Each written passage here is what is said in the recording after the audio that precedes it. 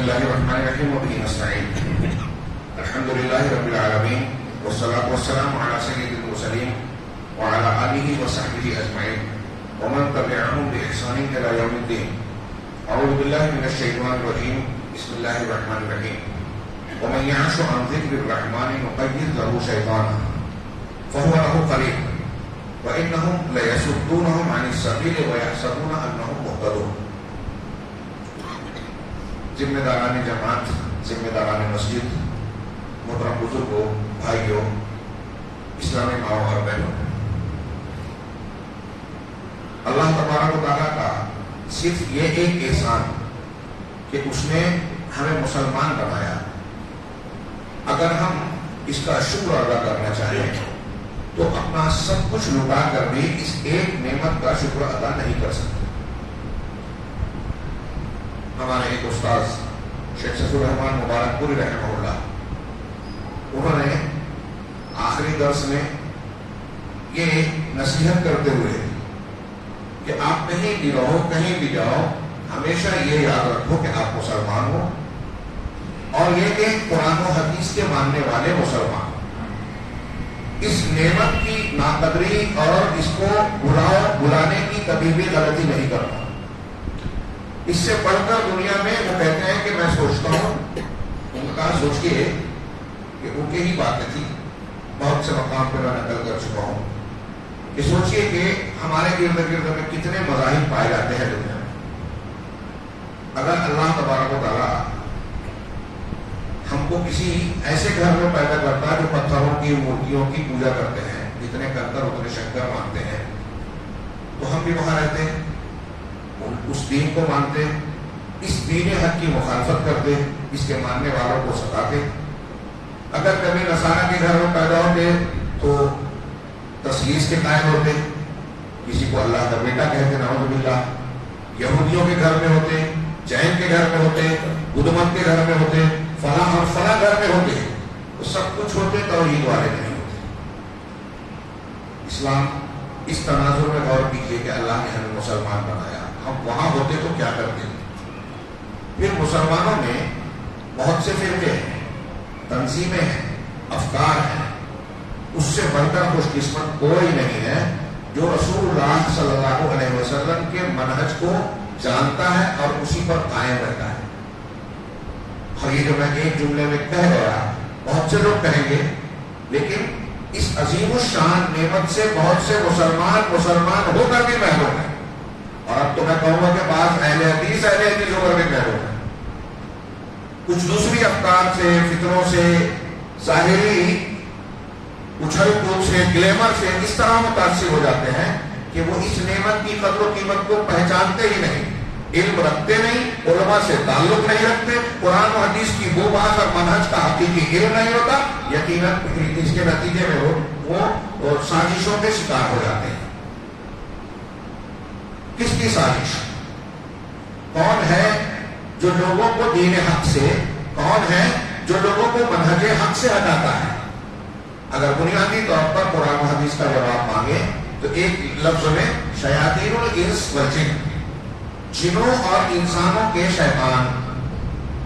انسانوں میں بھی جو برا ہے، بہکاتا ہے، بھٹکاتا ہے، وہ شیطان ہے، اور جنوں میں بھی جو برا ہے وہ شیطان ہے. جن کوئی الگ سے مخلوق نہیں ہے. اللہ تبارک و تعالیٰ نے جو سورہ کہف میں اور ابلیس کا تذکرہ کرتے ہوئے کہا، کان من الجن ففسق عن امر ربہ، وہ جنوں میں سے تھا، اپنے پروردگار کے حکم سے اور اس کی اطاعت سے باہر نکل گیا، نافرمانی کی تو رجیم بن گیا. اور پھر اس کی اور ہماری دشمنی ازلی ہے. اللہ تعالیٰ نے قرآن مجید میں آدم و حوا کا ابلیس کے ساتھ واقعہ قرآن میں متعدد مقام پہ نقل کیا. سورہ بقرہ میں مومنین کی، کافروں کی، منافقین کی صفات کو تفصیل سے بیان کرنے کے بعد اللہ تبارک و تعالیٰ نے جو حکم دیا توحید کا، اور اس کے بعد جو دنیا میں خلافت کا ذکر کیا، سب سے پہلے نمونہ پیش کیا آدم و حوا کا، اور پھر ان کا معاملہ ابلیس کے ساتھ. پھر یہ واقعہ اور بھی کئی مقامات پر قرآن میں نقل کیا. اللہ نے صاحب بتایا کہ ابلیس نے آدم کو اللہ کے حکم کے باوجود سجدہ کرنے سے انکار کیا، اور پھر ازلی ابدی دشمن بن گیا. اللہ تبارک و تعالیٰ نے اعلان کیا کہ ٹھیک ہے جاؤ، ہاں تم نے کا بعض یعنی ایک دوسرے کا دشمن ہوگا. شیطان نے مہلت مانگی، رب انظرنی، پروردگار مجھے مہلت دے، میں یہ جو انسان ہے جس کی وجہ سے میں تیرے در سے راتا جا رہا ہوں، میں ان کے آگے سے پیچھے سے دائیں سے بائیں سے آؤں گا، ان کو بہکاؤں گا، تیرے راستے سے ہٹاؤں گا. یہ شرک کریں گے، جانوروں کے کان چھیدیں گے اور نہ جانے کیا کیا کریں گے اور تیرے صراط مستقیم پر نہیں رہیں گے. اللہ تبارک و تعالیٰ نے اسے چھوٹ دے دی اور کہا کہ تو نے یہ جو کچھ کہا ہے ٹھیک ہے، لیکن میرے جو مخلص خالص بندے ہیں، پختہ بندے ہیں، ان پر تیرا زور اور تیرا بس نہیں چلے گا. اس کے بعد سے شیطان کی یہ دشمنی انسانوں کے ساتھ جاری ہے. اللہ تبارک و تعالیٰ نے قرآن مجید میں صاف ہم سے کہا ان الشیطان لکم عدو فاتخذوہ عدوا، شیطان تمہارا دشمن ہے، اسے اپنا دشمن ہی بناؤ. شیطان دشمن ہے، اسے دوست بنانے کی غلطی نہ کرو. قرآن نے کہا جو لوگ شیاطین کو اپنا دوست بناتے ہیں وہ اپنا ہی نقصان کرتے ہیں. ان کو اپنا اور اپنے اہل و عیال کا گھاٹا اگر منظور ہے تو شیاطین کی دوستی گاٹھیں. اللہ تبارک و تعالیٰ نے قرآن مجید میں جو بتایا، اگر اس کی روشنی میں ہم سلف کی کتابیں پڑھیں، ایک کتاب عبدالرحمن ابن جوزی رحمہ اللہ کی ہے، یہاں دیوبند والوں نے ترجمہ بھی کیا اس کا، کئی اور ترجمے ہوئے ہیں. تلبیس ابلیس، اہل علم اسے پڑھتے ہیں، بڑی شاندار. ابن جوزی رحمہ اللہ نے بہت ساری کتابیں لکھی، بہت کتابیں. کہتے ہیں ان کی وصیت تھی کہ میں مر جاؤں تو میرے قلم کے جو تراشے ہیں نا اسی کو جلا کے میرا پانی گرمانا. گرمایا گیا، وہ بھی بچ گیا تھا. کتنا لکھا ہوا ہے. تو اس میں سے ایک ہے تلبیس و ابلیس. ابلیس کی تلبیس، اس کا دھوکہ دینا، بہکانا. تو اس میں انہوں نے ابواب باندھے کہ ابلیس کسے کیسے بہکاتا ہے، علماء کو کس طرح بہکاتا ہے، حفاظ کو کس طرح بہکاتا ہے، عابد زاہد لوگوں کو کس طرح بہکاتا ہے، اہل علم میں جو الگ الگ شعبے کے ہیں انہیں کس طرح بہکاتا ہے، شعراء کو کس طرح بہکاتا ہے، جاہلوں کو کس طرح بہکاتا ہے. قرآن حدیث کی دلیلوں واقعات کے ذریعے سے پیش کیا ہے اور بہت ساری مصلحت کی باتیں بیان کی ہیں. اور ہم اور آپ اگر صرف قرآن و حدیث کا مطالعہ کریں تو ہمیں نظر آئے گا کہ شیطان بڑے سے بڑی بات سے لے کے چھوٹی سے چھوٹے معاملے تک انسان کو بہکانے کی کوشش کرتا ہے. شیخ الاسلام علامہ ابن تیمیہ تفسیر المعوذۃ میں لمبی چوڑی گفتگو کرنے کے بعد کہتے ہیں کہ شیطان سب سے پہلے یہ کوشش کرتا ہے کہ انسان، ہم اور آپ، اللہ تعالیٰ کی اور رسول کی دشمنی میں مبتلا ہو، اس کے ساتھ کفر کرے، شرک اکبر کرے. سب سے پہلا ٹارگیٹ اس کا یہ ہوتا ہے کہ انسان شرک اکبر، کفر اکبر یا اللہ اور رسول کی دشمنی، ایک ہی بات ہے، اختیار کریں. اگر یہاں ناکامیاب ہو گیا، اگر کفر اور شرک میں مبتلا نہیں کر پاتا تو دوسرے نمبر کا دوسرا اسٹیپ شیطان کا ہوتا ہے کہ وہ لوگوں کو بدعات میں مبتلا کرے. بدعات جو شرک کا دروازہ ہے، کفر کا اسٹیپ ہے اور اللہ کے دین کے سامنے نیا دین ہے. بظاہر دین ہے لیکن گناہ ہے. لوگ کرنے والے یہ سمجھتے ہیں کہ نیکی ہے لیکن حقیقت میں برائی ہوتی ہے. ایک آدمی اگر بیمار ہو تو وہ علاج کرائے گا. ایک آدمی بیمار ہے لیکن سمجھتا ہے کہ میں بہت صحت مند ہوں، وہ علاج نہیں کراتا. بدعتی ایسا ہی ہوتا ہے کہ بدعت کر رہا ہے اور سمجھ رہا ہے کہ میں نیکی کا کام کر رہا ہوں. اور یہ بدعت پرانی خرافات کے ساتھ ساتھ آج کے بہت سارے افکار و خیالات میں ہیں. ہمارے بہت سارے نوجوان بہت سے ایسے کام کرتے ہیں، کسی تنظیم سے جڑ گئے، فکر سے وابستہ ہو گئے، ان کو ٹی وی چینل پہ تھوڑا لائک مل رہا ہے اور کہیں کچھ ہو رہا ہے کہ لوگ دکھتے ہیں، دکھاوا ہوتا ہے تو ان کو لگتا ہے ہم بہت اچھا کام کر رہے ہیں. یہ میں نے آیت جو پڑھی جس میں ہے وَمَن يَعْشُ عَنْ ذِكْرِ الرَّحْمَنِ، جو رحمان کے ذکر سے اعراض کرتا ہے. عشا یعشو کا معنی ہوتا ہے رتوندی ہونا. رات میں کچھ لوگوں کو دیکھو گے رات میں آدمی کو کم دکھتا ہے، دن میں ٹھیک دکھ رہا ہے، اندھیرا ہو جائے تو اسے دکھتا نہیں ہے. تو اس بیماری کو رتوندی، اندھا پن کہتے ہیں. ایک قسم کا اندھا پن، ہلکا اندھا پن ہوتا ہے. تو جو اللہ کے رحمان کے ذکر سے اندھا بنے گا، غفلت برتے گا، آنکھیں بند کرے گا، نقیض لہو شیطان، تو ہم اس پر ایک شیطان کو مسلط کر دیں گے. اب غور کیجیے، شیطان مسلط ہوگا تو کیا کرے گا؟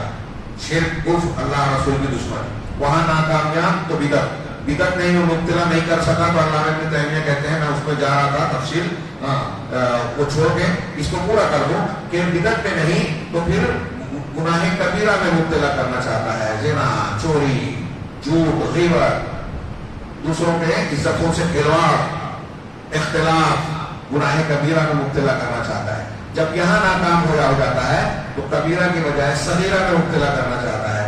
صغیرہ اگر انسان کرتے کرتے عادی ہو جاتا ہے، چھوٹے گناہ کو چھوٹا گناہ سمجھ کر معمولی سمجھتا ہے تو بعد میں گناہوں پر جری ہوتا ہے اور ایک چھوٹا گناہ اس کو بڑے گناہ تک، بڑا گناہ بدعت تک، بدعت شرک تک لے جاتی ہے۔ اگر صغیرہ گناہ میں بھی ناکام ہو جاتا ہے، علامہ ابن تیمیہ کہتے ہیں کہ یہ اس کے بعد والی اسٹیپ ایسی ہے کہ بہت سارے علماء بھی نہیں سمجھ پاتے تو جاہل اور عوام کیا سمجھیں۔ شیطان یہ کرتا ہے کہ کچھ مباح کاموں میں انسان کو مشغول کر دیتا ہے، کچھ مباح کام جس کا نہ ثواب ہے اور نہ گناہ ہے۔ اب بیٹھ کے ہنسی مذاق کر رہے ہیں آپ، دوست احباب کسی بازار میں یا کہیں بیٹھ کر ہنسی مذاق کر رہے ہیں تو اس میں کوئی یہ نہیں کہے گا کہ کوئی ناجائز کام کر رہے ہیں، ٹھیک ہے دوست احباب بیٹھے ہیں، بات چیت ہو رہی ہے، ہنسی مذاق ہو رہی ہے، کوئی گناہ نہیں ہے لیکن کوئی ثواب بھی نہیں ہے اگر آپ دین کی بات نہیں کر رہے ہیں۔ تو اب جو کام آپ اس وقت میں کر رہے ہو، جو وقت اس کام میں گزار رہے ہو، وہی وقت اگر مسجد میں آ کے آپ قرآن کی دو آیت سیکھتے، کسی عالم کے پاس بیٹھ کر کوئی مسئلہ پوچھتے، قرآن حدیث کا مطالعہ کرتے، اللہ کا ذکر ہی کرتے، سبحان اللہ، الحمدللہ، اللہ اکبر، اللہ کی کتاب کو سمجھنے کی کوشش کرتے، تو اس کا کتنا فائدہ ہوگا؟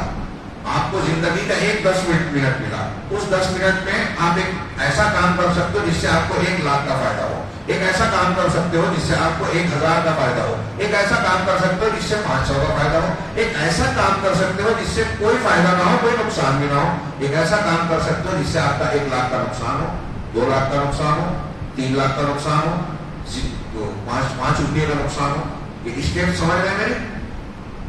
تو شیطان کہاں شرک، بدعت، اس سے کم، اس سے کم، اس سے کم۔ اب اگر آپ اس کام میں جس میں 1 روپئے کا بھی فائدہ نہیں ہے 10 منٹ گزار رہے ہو تو آپ اس آدمی کے مقابلے میں گھاٹا اٹھا رہے ہیں جو اسی 10 منٹ میں 1 لاکھ روپیہ کما رہا ہے۔ میری بات سمجھ آ رہی ہے؟ شیطان پھر ایسے کاموں میں انسان کو مشغول کرتا ہے جو اس کے لیے فائدے مند نہیں ہوتے، اور جو قابل ترجیح کام ہے، جن کاموں کو کرنا چاہیے ان کو چھوڑ کر ان کاموں میں لگ جاتا ہے۔ وہی کہہ رہے ہیں کہ جب ہم رحمان کے ذکر سے کوئی شخص پرہیز کرتا ہے، اللہ کا کلام ہے بہت غور سے سنیے، تو ہم اس پر شیطان کو مسلط کر دیتے ہیں۔ ہم اور آپ جب بھی اللہ سے غافل ہوئے، ہم پر شیطان مسلط ہو گیا، یہ اللہ کا فرمان ہے، ہمارا قرآن پہ ایمان ہے، ہم اس کو مانتے ہیں کہ یہ غلط نہیں ہے، تو سوچئے ہمارے اوپر شیطان کی طرح مسلط رہا ہے۔ جب ہم اللہ کے ذکر سے غافل رہے، مسجد سے دور رہے، گپ شپ میں اور دوسری لغویات میں لگ گئے، ہم پر شیطان مسلط ہے۔ اور شیطان مسلط رہ کے ہم کو کیا کرواتا ہے؟ تو کیا کہتے ہیں فَهُوَ لَهُ قَرِينٌ، تو اب یہ شیطان اس کا ساتھی بن گیا، جو مسلط ہوتا ہے اس کا ساتھی بن گیا۔ اب کیا کرتا ہے؟ وَإِنَّهُمْ لَيَصُدُّونَهُمْ عَنِ السَّبِيلِ، یہ شیاطین جب اس کے ساتھی بن جاتے ہیں تو اس کو السبیل سے، صحیح راستے سے روکتے ہیں، صحیح راستے سے روکتے ہیں۔ وَيَحْسَبُونَ أَنَّهُمْ مُهْتَدُونَ، وہ ایسا سمجھتے ہیں، صحیح راستے سے شیاطین روک تو دیتے ہیں لیکن انہیں ایسا لگتا ہے کہ وہ ہدایت یاب ہے، صحیح راستے پہ ہے۔ اب ایک آدمی قبر پہ جا کے قربانی کر رہا ہے، قبروں کا طواف کر رہا ہے، مردوں سے استغاثہ کر رہا ہے، شیخ عبد القادر جیلانی، خواجہ اجمیری، گریہ شریف کے بابا، فلاں کے بابا، اور اللہ کے نبی رسول اللہ صلی اللہ علیہ وسلم کو پکار رہا ہے ان کو مدد کے لیے۔ آپ اور ہم جا کے اس سے کہیں گے تم شرک کر رہے ہو تو الٹا وہ بجائے اس لیے کہ اس کو قبول کرے، وہ کہے گا تم گستاخی کر رہے ہو، نبی کی شان میں گستاخی کر رہے ہو، بابا اولیاء بزرگوں کو گستاخ، ان کو غلط کہہ رہے ہو۔ تو شرک کو وہ کھینچ تان کے قرآن و حدیث سے ثابت کرنے کی کوشش کرتے ہیں، جبکہ قرآن و حدیث اسے صریحاً رد کرتا ہے۔ وَإِنَّ الشَّيَاطِينَ لَيُوحُونَ إِلَىٰ أَوْلِيَائِهِمْ لِيُجَادِلُوكُمْ، یہ قرآن نے کہا کہ شیاطین اپنے اولیاء، اپنے دوستوں کی طرف وحی کرتے ہیں، اپنے دوستوں کی طرف وحی کرتے ہیں۔ کبھی کبھی گنہگار لوگ بھی بہت چالاک نظر آتے ہیں، بات کرنے میں، تقریر کرنے میں بڑے ماہر نظر آتے ہیں، ایسے لوگوں کی تقریر سن کے آپ متاثر ہو جائیں گے، کسی کی حسن بیان سے، چرب زبانی سے، بول چال سے متاثر نہیں ہونا چاہیے. کسی کو ٹی وی چینل پہ دیکھا تو اس کے 1 کروڑ لائک کرنے والے ہیں، اس سے آپ متاثر ہو رہے ہیں. ہمارا نوجوان آج کل یہی کر رہا ہے. ایک عالم دین اگر گہرے علم بصیرت والا ہے، اس کے درس میں 5-6 لوگ ہیں تو اس کی نظر میں چھوٹا ہے. اس کی نظر میں بڑا وہ شخص ہے جو کتنا بڑا بھی جاہل ہو، سوٹ بوٹ کے ساتھ یا کسی اور ذریعے سے چینل پہ آ رہا ہے. یہودیوں نے اس کو لائک کر دیا، آپ سمجھ رہے ہیں 1 لاکھ لوگ پسند کر رہے ہیں. ایسے لوگوں کو لانچ کیا جاتا ہے. شیاطین کا یہ طریقہ ہے. میں نے یہ درس لیا کہ یہ عنوان بتا کہ شیاطین کہاں کہاں سے آتے ہیں، کیسے کیسے آتے ہیں. آپ کو عربی سمجھے گا بھی نہیں ہے. میں نے شرک اور کفر کی مثال دی. قرآن میں ایسی بہت سی آیتیں ہیں. یعدہم ویمنیہم وما یعدہم الشیطان الا غرورا. شیطان لوگوں کو وعدے کرتا ہے، تمناؤں میں مبتلا کرتا ہے، اور شیطان سوائے دھوکے کی ٹٹی کے اور کچھ نہیں دکھاتا. وہ دھوکہ دیتا ہے، اس کا وعدہ جھوٹا ہے. آپ دیکھتے ہیں واقعات میں غزوہ بدر میں اللہ کے رسول صلی اللہ علیہ وسلم کے مقابلے میں جو کفار مکہ کا قبیلہ آیا، وہاں شیخ نجدی بن کے آیا تھا یہ ابلیس. لیکن جب اس نے دیکھا ابو جہل کے بھائی کے ہاتھ میں ہاتھ ڈال کر چل رہا تھا، فرشتوں کا نزول دیکھا، ہاتھ چھڑا کر بھاگا. قرآن نے نقل کیا کہ اس نے دیکھا، بھاگا اور کہا کہ انی ارا ما لا ترون انی اخاف اللہ رب العالمین. میں وہ دیکھ رہا ہوں جو تم نہیں دیکھ رہے، میں اللہ سے ڈرتا ہوں. لوگوں نے کہا کہ اللہ سے ڈرتا ہوں. اس نے بھی کہا. آج کل ہمارے یہاں بھی بہت سے لوگ کہتے ہیں کہ صرف اللہ سے ڈرتا ہوں، لوگ کسی سے ڈرتا نہیں. حالانکہ ایسا ہوتا نہیں ہے. وہ بھی اللہ سے نہیں ڈرتا تھا. اگر اللہ سے ڈرتا تو وہ نہیں کرتا جو کر رہا ہے.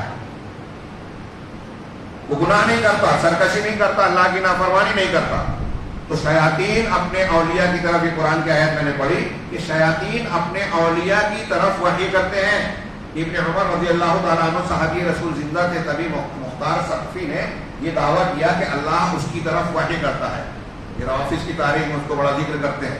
نبوت کا دعویٰ کیا، بعد میں الوہیت کا بھی دعویٰ کیا مختار ثقفی. تو ابن عمر رضی اللہ تعالیٰ عنہ سے کسی نے پوچھا کہ یہ مختار ثقفی کہتا ہے کہ میرے پاس وحی ہوتی ہے. ذرا غور سے سنیں، صحابی رسول ہے. آج کے زمانے میں صحابی رسول کے وارث علماء کرام ہیں. آپ نوجوانوں سے کہیں گے تو کہیں گے ان کے پاس کون جائے. مختار ثقفی، اس کا ذرا اسٹیٹس ہے، گلیمر ہے، ٹی وی چینل والا ہے. یہود و نصارہ شیاطین الانس والجن اس کو ذرا بڑھاوا دیں گے تو ہمارا نوجوان اس کے پیچھے جائے گا.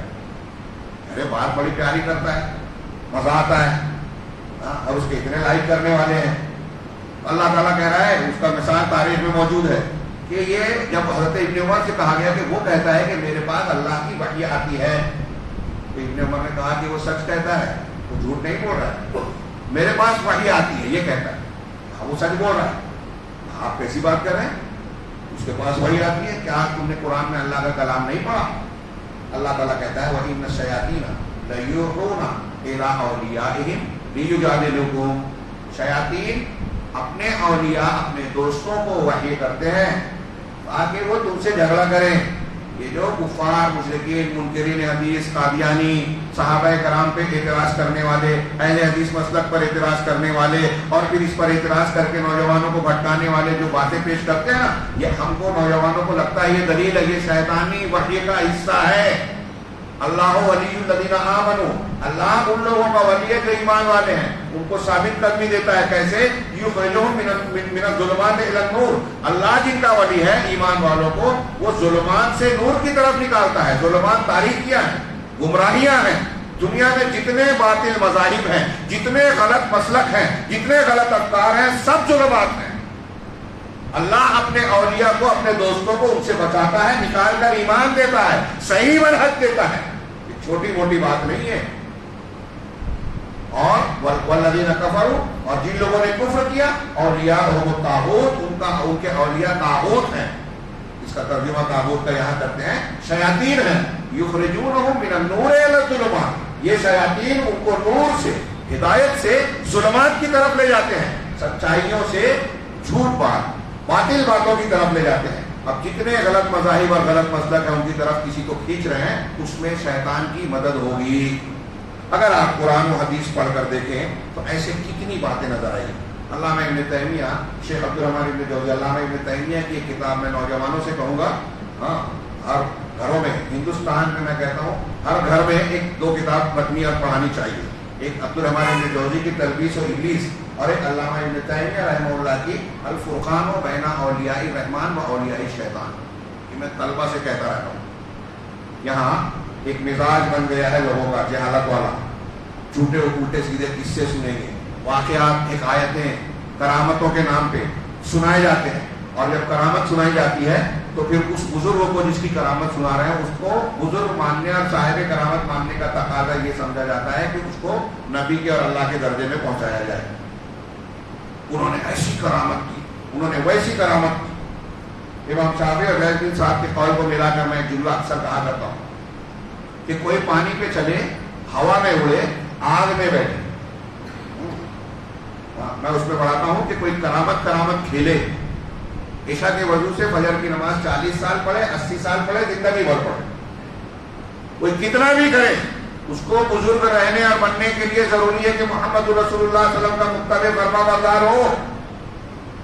اور کوئی کتنا بھی کرامت کا مظاہرہ کرے، کتنے بھی وضو سے کتنی بھی نماز پڑھے، پیدا ہونے کے بعد جو وضو کیا تھا مرنے تک نہیں ٹوٹا، ہم مان لیں، ایسا ہو نہیں سکتا۔ میں یہ کہہ رہا ہوں کہ مان لو، تو کیا کہنا چاہتے ہو آپ؟ اگر ایک آدمی نے 40 سال عشاء کے وضو سے فجر کی نماز پڑھی تو اس کا مطلب وہ نبی سے بڑھ گیا، نبی کا مقام اسے دے دے۔ مَا آتَاكُمُ الرَّسُولُ فَخُذُوهُ وَمَا نَهَاكُمْ عَنْهُ فَانتَهُوا، جو اللہ نے نبی کو کہا کہ جو رسول دے لے لو، جس سے منع کرتے رک جاؤ، تو کیا یہی درجہ ان کو بھی مل جائے گا؟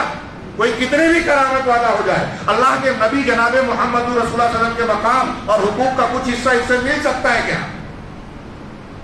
کتنی موٹی سی سیدھی سی بات ہے، لیکن عوام اور جاہلوں کو جب یہ واقعات سنائے جاتے ہیں فضائل کے نام پہ، کرامات کے نام پہ، صحیح ہو یا غلط یہ 2 نمبر کی بات، تو انہیں یہ باور کرایا جاتا ہے کہ یہ بزرگان دین ہیں، اولیاء ہیں، صالحین ہیں، ان کے پیچھے چلو، ان کی قبر پہ جاؤ، ان سے مانگو، ان کا طریقہ اختیار کرو، ان کے مسلک کو اختیار کرو۔ یہ اچھائی کے نام پر شیطان دھوکہ دیتا ہے۔ شیطان بہت چالاک ہے، جیسا گاہک ہوتا ہے ویسی کوڑی باندھتا ہے۔ جیسے دماغ والا اگر دنیا دار آدمی ہے، پیسے کا حریص ہے، تو دولت کی حرص سے لالچ دلاتا ہے، جسمانی لذتوں کا خواہش مند ہے تو زنا جوا اس کی طرف لگاتا ہے۔ اور اگر دیندار آدمی ہے نا، یہ اہم بات ہے جو بولنے جا رہا ہوں، یہ میں نہیں کہہ رہا ہوں، قرآن حدیث میں ہے، آپ کو جگہ جگہ ملے گا، دیندار آدمی ہے تو شیطان دین کے نام پر بہکاتا ہے، دین کے نام پر۔ بزرگوں سے محبت ہے، جائز ہے، ہونا چاہیے اچھے لوگوں سے، شیطان کیا کرتا ہے کہ ان کی محبت کو ان کے مقام سے بڑھا دیتا ہے۔ نبی سے محبت ہونی چاہیے، ایمان ہونا چاہیے، اتباع ہونی چاہیے۔ اب نبی کی محبت میں کہا کہ عیسیٰ علیہ السلام صرف نبی نہیں تھے، بغیر باپ کے پیدا ہوئے تھے، اللہ کے بیٹے تھے، مان لیا ان لوگوں نے، عیسائیوں نے، نصارہ نے، وقالت النصارى المسیح ابن اللہ۔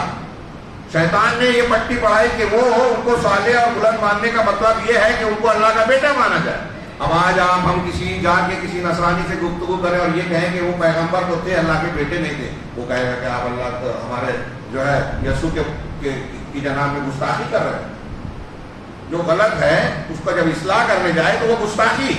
ایسے ہی ہمارے یہاں جو لوگ اللہ کے نبی صلی اللہ علیہ وسلم کے بارے میں یہ کہتے ہیں کہ وہ عالم الغیب ہیں، مختار کل تھے، ہر جگہ حاضر و ناظر ہیں، بشر نہیں ہیں، نور مجسم ہیں، یہ ساری چیزیں آپ کو بندگی کے دائرے سے نکال کر اللہ بنانے والی باتیں، مخلوق سے خالق کے درجے میں ملانے والی، جو قرآن حدیث سے بالکل ثابت ہے، رد ہے، لیکن اب آپ ان سے جب جا کے کہیں گے تو وہ ناراض ہو جائیں گے، بھڑک جائیں گے۔ رسول اللہ صلی اللہ علیہ وسلم کی شان میں گستاخی کر رہا ہے، گستاخ رسول ہے، یہ کون کہہ رہا ہے؟ یہ شیطان کی پٹی پڑائی ہوئی ہے۔ اور اس قسم کی باتوں کو پھیلانے کے لیے بزرگوں کا، اہل بیت کا، جھوٹی روایات کا سہارا لیا جاتا ہے، یہ بھی شیطان کی چالیں ہیں۔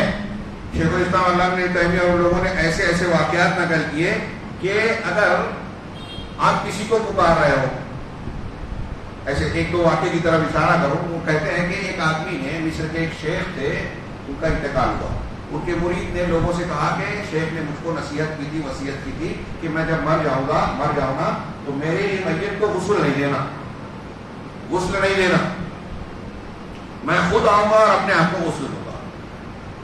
تو اس نے لوگوں سے کہا، لوگ رک گئے، تھوڑی دیر میں وہ انہی کی شکل کے یا بلکہ وہی بزرگ تشریف لے آئے، ان کی لاش کو غسل دیا، غسل دینے کے بعد سوار ہوئے گھوڑے پہ, کچھ دور گئے اور غائب ہو گئے. کیا پہنچے ہوئے ہیں ہم. کسی کا ایسا واقعہ ہندوستان میں دیکھ لے تو کیا ہے, میں تو دجال تو بہت بڑا ہے, انسان کو مار کے زندہ کرے گا, کتنے لوگ اس کے پیچھے چلے جائیں گے. یہ تو بہت چھوٹے چھوٹے معاملات ہیں جس کی وجہ سے لوگ دھوکہ کھاتے ہیں. تھوڑا سا کرتب بتائیے اور لوگوں کو اپنے پیچھے چلائیے. آج ہندوستان میں سوچتا ہوں کہ ایسا بھی ہے, بلکہ دنیا میں کوئی آج بھی نبوت کا دعویٰ کر لے, ایک دم کھلی اور کلیئر بات ہے کہ اللہ کے رسول کے بعد کوئی نبی نہیں ہو, لیکن آج بھی کوئی دعویٰ کرے تو اس کے پیچھے چلنے والے کچھ بیوقوف پیدا ہو ہی جائیں گے. آپ ان کو سمجھا کے سر پیٹ ڈالے, وہ نہیں مانیں گے. شیطان ایسا چکر چلاتا ہے, ایسا دھوکہ دیتا ہے. شیطان خواب بھی دکھاتا ہے, معلوم ہے آپ کو, اور خوابوں کی ہوا لگی ہوئی ہے کچھ مسلک والوں میں. خواب نہیں دیکھتے تو ایسا لگتا ہے کہ کام بنتا ہی نہیں ہے, روز خواب دیکھتے ہیں. وہاں پر کے بیٹھے مجھ کو تو بشارت ہو گئی, اب کیا کیا میں بیان کروں. تو یہ بزرگ صاحب آئے چلے گئے. علامہ ابن تیمیہ بیان کرتے ہیں کہ یہ جو آئے تھے یہ شیطان اس قسم کی مدد کرتا ہے لوگوں کا عقیدہ خراب کرنے کے لیے. ایسے معاملات آپ سوچئے کہ کہاں تک شیطان کرتا ہے, کیا کیا کرتا ہے. جس کے بارے میں آپ کوئی عقیدہ بگاڑنا چاہیں کہ فلاں بزرگ آتے ہیں, فلاں ایسا ہوتا ہے, ہو سکتا ہے کہ اس بزرگ کی شکل میں کوئی آدمی آئے. صوفیوں کا ایک عام عقیدہ ہے کہ کوئی راستہ بھٹک جاتا ہے یا پیر صاحب اور سلوک کے طریقت کے راستے پہ چلنے والا ہوتا ہے تو ان کے لیے حضرت خضر آتے ہیں. خضر راہ کہتے ہیں نا, حضرت موسیٰ علیہ السلام جن کے پاس گئے تھے. قرآن حدیث کی دلیلوں کے مطابق سارے علماء اہل سنت کا, سلف و خلف کا یہ عقیدہ ہے کہ خضر مر چکے ہیں, وہ زندہ نہیں ہیں. لیکن آج بھی صوفیوں کا یہ عقیدہ ہے کہ کچھ لوگوں کو خضر راستہ بتانے کے لیے آتے ہیں, ان کو جو ہے رہنمائی کرتے ہیں. اور خاص طور سے جن پیروں کو بڑی دکان چلانا ہوتی ہے کہ میرے مرید زیادہ سے زیادہ ہوں, ایسے پیر اپنے واقعات میں یہ ضرور جوڑتے ہیں کہ مجھ سے خضر مل چکے. کسی کو حرم میں طواف کرنے کے وقت ملے, کسی کو جنگل میں جانے کے وقت ملے, کسی کو پڑھنے کے زمانے میں مل گئے. تو جب وہ بزرگوں میں عوام میں یہ واقعہ بتاتے ہیں, ہم سے خضر نے ملاقات کر کے ایسا ایسا کہا, تو عوام کی نظر میں کچھ بزرگوں کا درجہ بڑھ جاتا ہے اور اپنی عقل اور اپنے ایمان کو اس کے یہاں گروی رکھ دیتا ہے. اب وہ جو الٹی سیدھی باتیں, گمراہی کی باتیں پیش کر رہا ہے اس کو قبول کرتے ہیں. یہ میں شیطان کے کچھ ہتھکنڈے بیان کرنا چاہتا ہوں. اس کے بعد آپ غور کریں کہ اس طریقے سے اور بھی بہت سارے کرتب بازیاں, جو لوگ قرآن و حدیث کے خلاف کام کرتے ہیں, ان کے ہاتھوں پہ کچھ خرق عادت, ایسی چیزیں جو کرتب کی ہے, جس کو وہ لوگ کرامت کہہ کے پکارتے ہیں, آگ میں چلنا, ہوا میں اڑنا, ایسی چیزیں پیش کرتے ہیں. ایک بزرگ صاحب ہوا میں اڑ رہے تھے, ایک آدمی نے تیزی سے پڑھا لا الہ الا اللہ محمد رسول اللہ. وہ ہوا میں اڑنے والا آدمی گر گیا. لوگوں نے پوچھا کہ آپ کے لا الہ الا اللہ پڑھنے سے وہ گر کیسے گیا؟ کہا اس کا شیطان اسے اٹھائے لے جا رہا تھا, اس کا شیطان اسے اٹھائے لے جا رہا تھا. میں نے اللہ کا کلمہ پڑھا تو وہ شیطان بھاگ گیا, وہ گر پڑا. غالباً خلیفہ منصور کے زمانے میں ایک شخص نے نبی ہونے کا دعویٰ کہ بڑا عبادت گزار, نیک صالح انسان تھا, نیک انسان. علامہ ابن تیمیہ نے نقل کیا اپنے الفرقان. تو اس کی صالحیت اور نیکی کا لوگوں میں چرچا بھی تھا. شیطان آیا ایک دن اس کے پاس, ابلیس, اور کہنے لگا کہ اللہ تعالیٰ نے ارادہ کیا ہے کہ تم کو نبی بنائے. ارے کیسے؟ کہا نہیں, آپ کو نبی بنایا جا رہا ہے اور میں اللہ کا فرشتہ ہوں. کہا اگر لوگ مجھ سے کہیں گے تو کیا کہوں گا؟ کہا تم کو اللہ تعالیٰ کچھ معجزے اور نشانی دے رہا ہے, تم وہ پیش کرنا اپنی سچائی کی دلیل کے طور پر. کہا ٹھیک ہے, کیا رہے گی؟ کہا جب تم رخام, سنگ مرمر, یہ کیا بولتے ہیں اس کو, ماربل, اس پر ہاتھ پھیرو گے تو اس سے کلمے کی آواز آئے گی. اور اگر تم کو کوئی تلوار تمہاری گردن پر مارنا چاہے گا, تمہاری تلوار تمہاری گردن نہیں کٹے گی. ایک دوسری نشانی. اور کچھ لوگ اگر تم سے وہ نشانی کا مطالبہ کریں تو تم ان سے کہنا کہ میرے گھر پیچھے کی طرف آؤ, رات کے وقت انہیں بلانا, اور تم کو وہاں فرشتے نظر آئیں گے اور فرشتوں کو دکھا کر تم ان کی تائید حاصل کرنا. ہاں بہت اچھی بات ہے, ٹھیک ہے. اس نے دعویٰ کیا, کچھ لوگ اس سے مطالبہ کرنے لگے, اور یہ چیزیں دیکھ کر جو میں نے بتایا اس پر کچھ لوگ ایمان بھی لے آئے. میں نے کہا نا ایسے بیوقوف ہوتے ہی ہیں ہر جگہ. اب تھوڑی دیر کے لیے سوچئے کہ وہ کہہ رہا ہے کہ مجھے کوئی تلوار مارے گا تو میری گردن نہیں کٹے گی. تلوار ماری, نہیں کٹی. ایسا کوئی کرتب آج دیکھ لے تو وہاں کتنی بڑی لائن لگ جائے گی ہمارے یہاں گھنٹے تعویذ والوں کی کہ ہمارے مسئلے ہیں، ہمارے پرابلمس ہیں، سالو کیجیے. اسی حالت منصور کے خلیفہ دربار میں پتہ چلا، خلیفہ نے کہا اس کو گرفتار کر کے لاؤ. اب وہ اتنا تو علم رکھتے تھے کہ نبی کے بعد کوئی نبی نہیں ہونے والا. بعض علماء یہاں تک کہ امام حنیفہ سے بھی یہ منقول ہے، کہتے ہیں کہ اگر آج کوئی نبوت کا دعویٰ کرے، نبی صلی اللہ علیہ وسلم کے بعد، اور کوئی انسان اس سے یہ کہے کہ ٹھیک ہے اپنی دلیل پیش کرو، یہ اگر اس سے کہتا ہے تو بھی کافر ہو گیا. اگر آپ نے کسی مدعی نبوت سے نبی کے بعد اس کی دلیل کا مطالبہ کیا تو بھی آپ کافر ہو جائیں گے. ابھی مانا نہیں ہے دلیل مانگی کریں. کیوں؟ اس لیے کہ کسی سے دلیل مانگنے کا مطلب یہ ہے کہ آپ کو نبی کریم صلی اللہ علیہ وسلم کے خاتم النبیین اور آخری نبی ہونے میں یقین نہیں ہے. اگر وہ یقین ہوگا تو آپ کسی اور سے دلیل بھی نہیں مانگیں گے. بغیر مانگے کہو کہ جھوٹا ہے، دھوکے باز ہے. بہرحال اس شخص کو کچھ لوگ ماننے لگے. خلیفہ نے بلایا، گرفتار کیا اور دربار میں اس سے پوچھا کہ تم ایسا ایسا دعویٰ کرتے ہو؟ کہا ہاں میں اللہ کا پیغمبر ہوں. اپنے ایک سپاہی سے کہا اس کی گردن مارو. غالباً میں نے کہا منصور، گردن مارنے کے لیے تلوار چلائی، تلوار کا کام نہیں ہوا تو اس نے مسکرا کر کہا کہ یہ میری ایک نشانی ہے کہ میری گردن ماری جائے گی تو میری گردن کٹے گی نہیں. تو خلیفہ نے کہا اس سپاہی سے کہ تم نے اللہ کا نام لیا تھا، بسم اللہ پڑھا تھا؟ کہا نہیں. کہا اسی لیے اس کا شیطان جس نے اس کو نبی بنایا ہے نا، وہ اس کو بچا رہا ہے. تم اللہ کا نام لے کے مارو، کٹے گی گردن. اس نے آواز بلند پڑھا بسم اللہ الرحمن الرحیم، گردن ماری، کٹ گئی.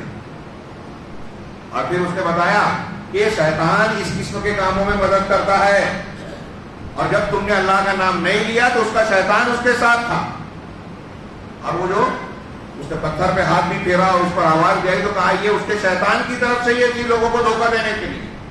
یہ دو چار مثالیں آپ سامنے رکھیں کہ شیطان کہاں کہاں سے آ کے لوگوں کو بہکاتا ہے.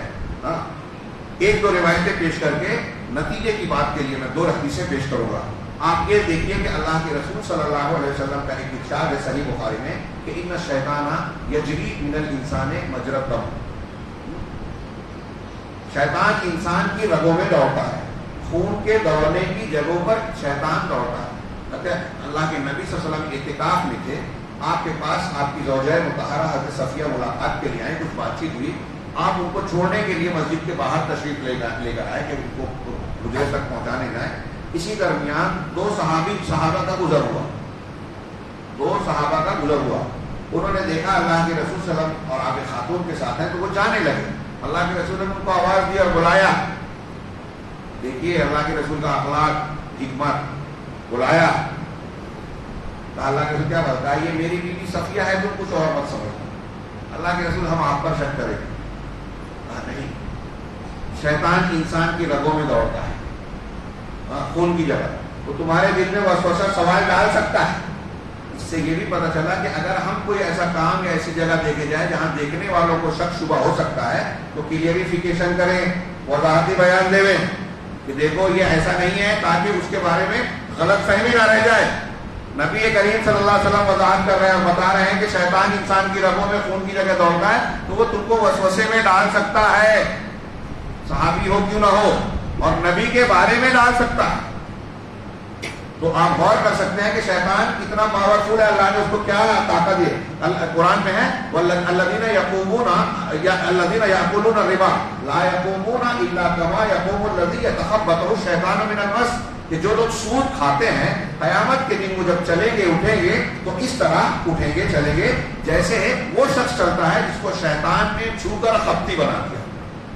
اس میں مثال دی اللہ تعالیٰ نے، یعنی شیطان چھو کر خپتی بناتا ہے. شیطان کا اثر جس کو ہم آسیب کہتے ہیں، شیطان کا لگنا کہتے ہیں، جسم کے اندر جن اور شیطان کا آنا کہتے ہیں. ایسا ہو سکتا ہے. قرآن کی اس آیت سے اشارہ ملتا ہے. جو لوگ نہیں مانتے وہ آیت کی تعویل کرتے ہیں کہ اس میں مثال دی گئی ہے اور ایسا ہے اور ویسا ہے، لیکن اس میں بالکل واضح ہے. اور قرآن کی آیت کہہ رہی ہے کہ اللہ تعالیٰ نے انسان کو یہ شیطان کو یہ طاقت دی ہے. آپ نے وہ فضیلت کی دعا جو پڑھی ہے لا الہ الا اللہ وحدہ لا شریک لہ لہ الملک و لہ الحمد وہو علی کل شیء قدیر. توحید کے یہ کلمات جو شخص دن میں 100 مرتبہ پڑھ لے گا 24 گھنٹے کے دوران، ہی 10 مرتبہ والی بھی روایت ہے، یہ 100 والی روایت ہے. جو شخص 100 مرتبہ پڑھے گا اسے 10 غلام کو آزاد کرنے کا اجر ملے گا. 10 غلام 100 اجر دے گا اللہ تعالیٰ, 100 گناہ معاف کرے گا. اور اسی حدیث کا آخری فضیلت والا جملہ ہے, اللہ کے رسول نے فرمایا کہ اس شخص کے دل میں اس دن, جسم کے اندر اس دن جس نے 100 مرتبہ پڑھا ہے, اس دن اس شخص کے جسم میں شیطان داخل نہیں ہو سکے گا. اس کا مطلب جسم کے اندر شیطان داخل ہوتا ہے, ہو سکتا ہے. یہ لا الہ الا اللہ والا کلمہ 100 مرتبہ پڑھ لیا تو شیطان اندر نہیں ہے. خوب جاڑ کرنے والے رقیہ اور نہ جانے کیا کیا الٹی سیدھی حرکتیں کرتے ہیں نا, گھنٹے تعویذ یہ وہ, آج کل رقیہ سینٹرز کھل رہا ہے. تو جن کو ہے نا ان کو 100 مرتبہ یہ پڑھائیے ہوگا. جب شیطان ہی داخل نہیں ہو پائے گا تو جادو ٹونے کا اثر, جادو کے اندر شیاطین کی مدد ہوتی ہے. تو بہرحال مختصر یہ کہ شیاطین انسان کے جسم میں بھی داخل ہوتے ہیں. اب آپ حدیثیں پڑھیں گے تو شیطان ہمارے گھر میں داخل ہوتا ہے, ہمارے کھانے میں شریک ہوتا ہے, اور بندے نے اگر دعا نہیں پڑھی تو ہم بستری کے عمل میں بھی داخل ہوتا ہے. اللہ کے رسول صلی اللہ علیہ وسلم نے فرمایا کہ جو شخص گھر میں جاتا ہے اللہ کا نام لیتا ہے تو ٹھیک, اگر اللہ کا نام لیے بغیر گھر میں داخل ہوتا ہے تو شیطان اپنے چیلے چاپڑوں سے کہتا ہے آؤ آج ہمیں رات گزارنے کی جگہ ملی. اگر آدمی کھانے کے وقت اللہ کا نام نہیں لیتا تو شیطان کہتا ہے کہ ہمیں کھانا بھی مل گیا. اگر کھانا گر گیا تو شیطان اس کو کھاتا ہے, استعمال کرتا ہے, اس لیے گرے ہوئے کھانے کو اٹھا کے کھا لینے کی تاکید کی ہے, تعلیم دی ہے نبی کریم صلی اللہ علیہ وسلم. ہمارے یہاں اس کو ذرا فیشن کے خلاف مانا جاتا ہے, لوگ دیکھ کے کیا سمجھیں. آج کل کچھ چیزیں ایسی ہی ہو گئی. تو کھانے پینے میں, گھر میں آنے میں شیطان چوری بھی کرتا ہے. حضرت ابو ہریرہ کی لمبی حدیث واقعہ, 3 دن تک شیطان بیت المال سے چوری کرتا رہا, صدقۃ الفطر کا پیسہ, کھانا پینا. اللہ کے رسول روز پوچھتے رہتا ہے آج کیا ہوا تمہارے چور کا. تیسری مرتبہ میں اس نے کہا کہ چھوڑ دو. ہر روز کہتا تھا کہ غریب ہوں, اہل و عیال ہیں, میں نے کہا کہ چھوڑ دیا ابو ہریرہ نے. تیسرے دن جو ہے حضرت ابو ہریرہ نے کہا کہ اب نہیں چھوڑوں گا. تو اس نے کہا کہ میں ایک ایسی چیز بتاتا ہوں جس کو تم استعمال کرو گے تو شیطان تمہارے قریب نہیں آئے گا اور تمہارے گھر میں چوری بھی نہیں ہوگی. آپ بتاؤ, چھوڑ دوں گا. علم کا شوق دیکھیے. حضرت ابو ہریرہ کیا فیس دے رہے ہیں, چھوڑ دے گی. کہا کہ جب تم بستر پر سونے آؤ تو آیت الکرسی پڑھ لو, اس سے اللہ تعالیٰ تم پر ایک فرشتہ مقرر کر دے گا جو تمہاری حفاظت کرے گا اور شیطان تمہارے قریب نہیں آئے گا, چوری بھی نہیں ہوگی.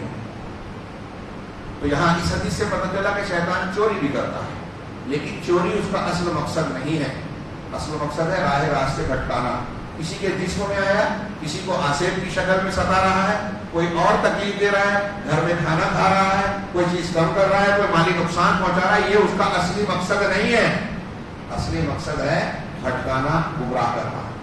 اللہ کے رسول صلی اللہ علیہ وسلم کی ایک اور روایت پیش کر دوں جو آداب کے طور سے ہے اور اپنے ماؤں بہنوں کو اس پر عمل کرنا چاہیے. ہمیں بھی معلوم ہونا چاہیے کہ جابر رضی اللہ تعالیٰ عنہ سے روایت ہے, وہ کہتے ہیں کہ جب رات کا حصہ شروع ہو, شام ہو جائے, تو سورج ڈوبے, تو کہا وقفوا صبیانکم, اپنے بچوں کو گھروں میں روک لو. شام ہونے کے بعد سورج ڈوبنے لگے نا, سورج ڈوبے تو اس وقت بچوں کو گھر کے باہر مت چھوڑو, گھر میں رکھ لو. فإن الشیطان تنتشر حینئذ, کہ اس لیے کہ اس وقت شیاطین منتشر ہوتے ہیں. قل اعوذ برب الفلق کی تشریح میں آپ پڑھیں گے, علامہ ابن تیمیہ وغیرہ نے لکھا من شر النفاثات فی العقد, کیا ہے تو من شر غاسق اذا وقب کی تشریح میں کہ رات کو جو اندھیرا تاریکی چھا جاتی ہے اس کے شر سے. تو کہا کہ جتنی برائیاں ہوتی ہیں نا, شیاطین کو اندھیرا پسند ہے, شیاطین کو اندھیرا پسند ہے. اندھیرے میں شرور اور فتنے ہوتے ہیں, کیڑے مکوڑے, سانپ بچھو کا ڈر اندھیرے میں زیادہ ہوتا ہے, اور انسان میں بھی بہت سے لوگ اندھیرے سے ڈرتے ہیں. تو شاید اور گنہگار لوگ, مجرمین اندھیرا پسند کرتے ہیں, اس لیے کہ اندھیرا گناہ کے لیے سازگار ہوتا ہے, اجالے میں نیکیاں ہوتی ہیں. خیر, تو اس وقت شیاطین پھیلتے ہیں. تو شام کے وقت اپنے بچوں کو گھر میں لے لو. فَإِذَا ذَهَبَ سَاعَةٌ مِنَ الْعِشَاءِ, جب عشاء کی ایک ساعت گزر جائے تو فَخَلُّوهُمْ, پھر ان کو چھوڑ دو. وَأَغْلِقْ بَابَكَ, اور اپنا دروازہ بند کر لو. وَاذْكُرِ اسْمَ اللَّهِ, اور اللہ کا نام لے لو. وَاطْفِئْ مِصْبَاحَكَ, اور اپنے چراغ کو بجھا دو. وَاذْكُرِ اسْمَ اللَّهِ, اور اللہ کا نام لو. چراغ بجھا دو, اللہ سونے لگو نا تو اب چراغ بجھا دو. اب آج کل بجلی کے وہ ہوتے ہیں, اس وقت یہ ہوتا تھا حادثات ہوتے تھے. حدیث میں اس وقت بیان کیا گیا, اس لیے کہ یہ جو چھچوندہ چوہیا ہوتی ہے یہ آگ کی تیلی کو کھینچ کے لے جاتی ہے, جس سے گھروں میں آگ لگ جاتی تھی. وہ اوقی سفا, اور پھر رات میں اپنے پانی کے برتن کو بند کر دو. یہاں بند کرو وخمر انار، اور کھانے پینے کی چیزوں کو برتن کو ڈھانپ دو۔ حدیثوں میں یہ ہے کہ اگر آپ کو ڈھکنا نہ ملے تو ایک لکڑی ہی برتن کے منہ کے بیچ میں بسم اللہ کہہ کے رکھ دو، اس لیے کہ اللہ کے رسول نے فرمایا تم نہیں جانتے کہ آسمان سے کیا کیا رات میں کیا کیا بلائیں اور شرور نازل ہوتی ہیں، اللہ تم کو ان سے محفوظ رکھتا ہے۔